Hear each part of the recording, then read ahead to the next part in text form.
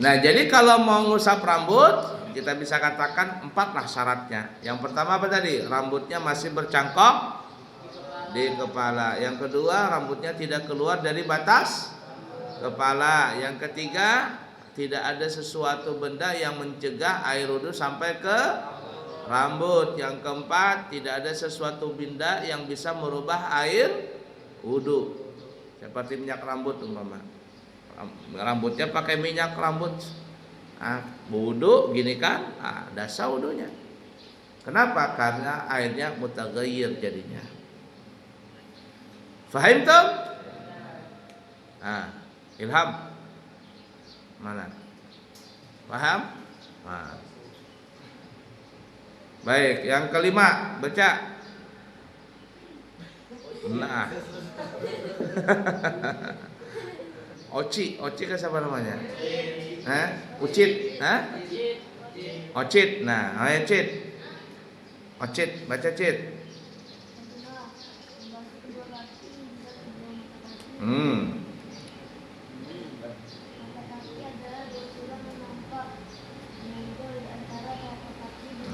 Nah.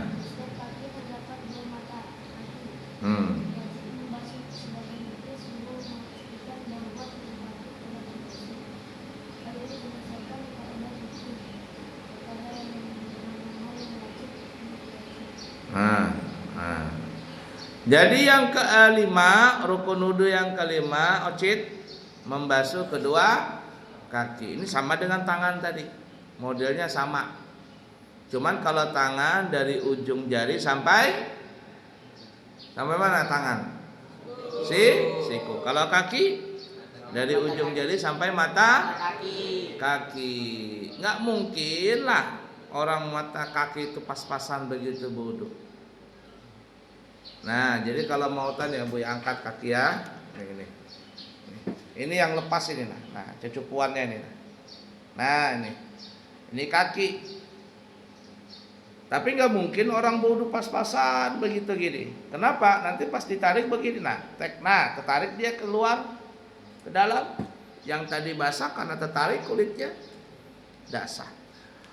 Maka kata ulama, wajib untuk melebihkan sedikit dalam membasuh kaki. Sampaikan ke atas sini, lewatin sini. Wailun lil aqab, kata Nabi, celaka orang yang punya tumit. Kata sahabat, ya Rasul, maksudnya gimana orang punya tumit bisa celaka? Semua orang punya tumit. Kalau celaka berarti masuk neraka. Kata Nabi, orang yang punya tumit tapi ketika wudu tumitnya nggak basah, itu kayak anak-anak sekolah itu wudu. Cik. Di sininya doang basah, di sini nggak basah. Cik. Dia wudu di tempat wudu. Anak santri begitu. Bukan santri namanya. Ya, Ocit. Nah, jadi wudu itu harus basah, digosok. Pakai tangan kiri, nah bawah sini. Nah. Fahim tuh? Sunnahnya, maksudnya wajibnya lebihkan sedikit basuh sampai sini. Afdalnya sampai setengah betis. Ya, sunnahnya sampai setengah betis. Wajibnya melebihkan sedikit di atas mata kaki. Sunnahnya sampai setengah betis. Afdalnya sampai lutut.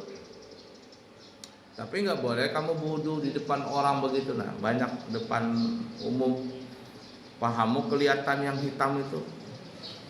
Kamu buka pahamu nang ireng, tahu ireng? Ya deh, wudu pahanya dibuka, haram kelihatan orang lain. Wudunya sah tapi haram. Kenapa? Karena membuka aurat. Ya, Ocit. Nah.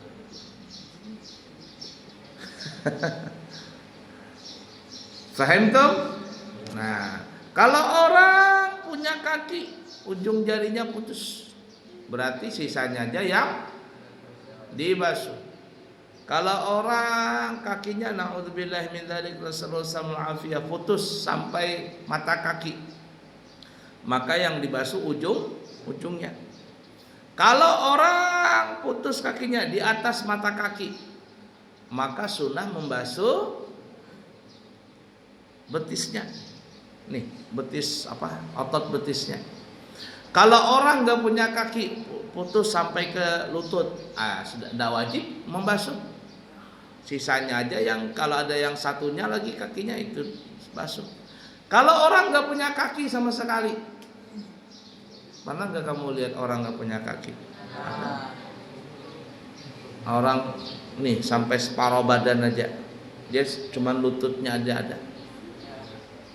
Ya, nah bagaimana lagi? Sudah berarti dia basuh wajah, tangan, kepala, kaki nggak usah, nggak punya kaki. Sah nggak wudunya? Salah. Fahim tuh? Dulu ada Abuya sholat di salah satu masjid di Balikpapan. Abuya kaget, terenyuh juga hati Abuya, merasa malu dengan Allah Ta'ala. Orang itu punya cuma satu kaki. Satu kaki. Nah, dia berwudu ke tempat wudu pakai ini, yang ini enggrang apa namanya itu, yang untuk orang nggak punya kaki nih. Nah, yang diketek sini berdua tuh, 2 biji jalan dia. Kakinya cuma satu, wudu dia. Nah, kalau dia wudu itu biasa, yang sakit, yang Abuya itu merasa malu di hadapan Allah Ta'ala atau apa. Ketika dia sholat, dia berdiri sholatnya dengan satu kaki. Ya, Ocit, dia berdiri dengan satu kaki. Kamu bisa nggak berdiri dengan satu kaki? Nah, coba tes dulu. Nah, berdiri. Nah, coba kamu berdiri. Ini orang nggak punya kaki, dia berdiri dengan satu kaki. Coba berdiri. Nah, begitu. Tahan nggak kamu? Kalau bisa tahan 30 menit, sehat berarti orang itu. Laki-laki itu nah, kalau sudah umur, tahan dia 30 menit, 30 detik, nah gini nah. Berarti masih sehat orang itu. 30 detik. Nah, yang kiri juga begitu. Tapi kalau orang tuh nggak kuat begini, penyakitan sudah dia. Nah, jadi orang itu sholat dengan satu kaki. Allahu Akbar, Allahu Akbar, Subhanallah liman, satu kaki. Lah ada orang punya kaki sempurna, punya tangan sempurna, ketika sholat nggak tahan. Apalagi nggak sholat sama sekali. La ilaha illallah manusia. Sholat goyang-goyang, padahal punya kaki 2. Ya, kayak ondel-ondel. Sholat kayak ondel-ondel bergoyang-goyang. Ada yang begitu santri? Wah, itu santri apa ya itu namanya? Nah, jadi yang kelima apa, Cid? Rukun wudu yang kelima, membasuh kedua kaki. Jangan kaki aja, kedua kaki. Sampai mana? Mata kaki. Wajib dilebihkan sedikit di atas mata kaki. Sunnah sampai setengah betis, dan afdalnya sampai ke lutut. Tapi haram membuka lutut kalau berwudu di depan umum. Badri umpama berwudu situ, kelihatan pahanya. Ketemu ikram, bas black, ketemu black sudah. Tambah lagi cio, apa namanya? Tio, tiko, ciko, tio, ya sudah. Black semuanya. Baik. Lanjut. Baca.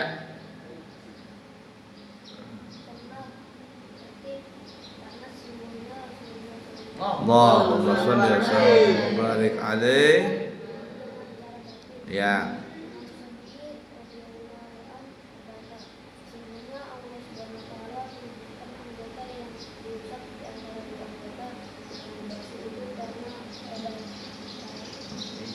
Faedah tertib.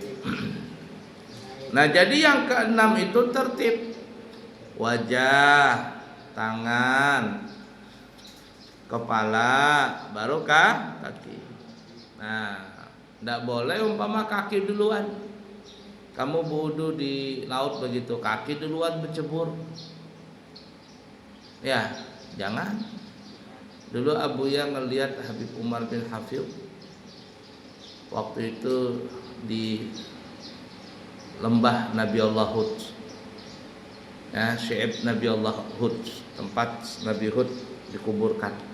Di bawahnya itu ada sungai. Jadi sebelum ziarah ke atas gunung, kuburnya Nabi Hud itu di atas gunung. Panjang kuburnya, mungkin ada 30 meter panjangnya. Mungkin dari sini sampai ke Asrama Putra itu panjang kuburannya. Nah, jadi sebelum naik ke atas bukit, di bawah itu ada sungai. Mandian dulu. Pas Abuya di situ mandi juga sama orang-orang ramai. Ada Habib Umar datang. Oh, senangnya kita Habib Umar datang. Datang, kemudian ngambil berkah, Habib Umar mandi di situ. Nah, Habib Umar mandi. Sebentar aja Habib Umar mandi. Basah, sok naik sudah ditutup. Kemudian beliau ganti kain. Nah, waktu itu Abuya ngelihat beliau ini gimana cara wudu beliau. Abuya kepingin lihat di mana wudu beliau. Jadi ketika wudu beliau nggak masuk kakinya ke dalam sungai, ada batu di situ. Maka beliau duduk di atas batu. Duduk di atas batu lalu beliau berwudu. Nah, coba kalau seandainya ada orang berwudu seperti laut tuh. Laut kan landai gitu kan. Masuk kakinya ke dalam laut, wudu, wajah, tangan, kepala. Nah, tapi kaki duluan masuk ke dalam laut, dalam air. Nah, Abuya lihat Habib Umar gimana, masukkah kakinya? Dah.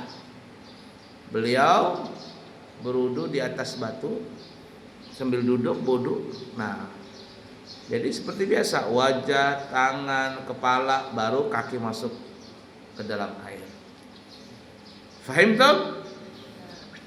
Nah, kemudian Imam Syafi'i mengatakan, kenapa yuk dalam Al-Quran itu ada yang namanya mengusap di antara dua anggota yang dibasuh. Apa yang diusap itu yuk? Telinga. Nah, bukan maksudnya yang diusap itu kepala. Ya. Kalau wajah dibasuh atau diusap? Dibasuh atau diusap? Dibasuh. Tangan dibasuh atau diusap? Dibasuh. Kepala dibasuh atau diusap? Kaki dibasuh atau diusap? Dibasuh. Kenapa ya? Kata Imam Syafi'i, Allah Ta'ala meletakkan kepala itu bukan dibasuh tapi diusap. Tujuannya adalah supaya kita ini paham, dimasukkannya rambut atau kepala itu diusap antara apa tuh, tangan dan kaki. Tangan dia dibasuh, kaki dibasuh. Tujuannya bahwa menyatakan itulah tertib. Itulah tertib. Artinya jangan dirubah-rubah. Walaupun di antara tangan dan kaki itu ada kepala yang diusap, maka seperti itu caranya. Sengaja Allah meletakkan di antara tangan dan kaki itu ada kepala yang diusap supaya tahu ini urutannya harus seperti itu.